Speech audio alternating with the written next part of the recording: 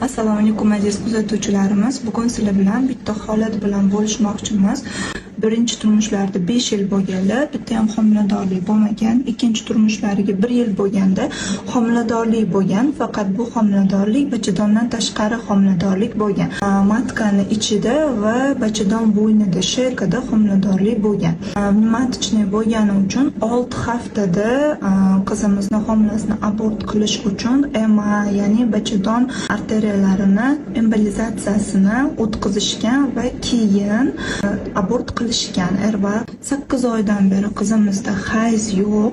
To'g'ri, homilador bo'lishdan oldin ham AMGlari o'zi past bo'lgan, lekin EMAdan keyin umuman hayz yo'q. Bachadonni ko'rib turganinglarda razmerlari juda ham kichkina. Tuxumdonlida bu o'ng taraf bitta dona statichniy post, boshqa hech qanaqa antralniy follikulalar yo'q. Chap tuxumdonlarida ham antralniy follikulalar deyarli yo'q. Gomogenniy AMGlari 0,09.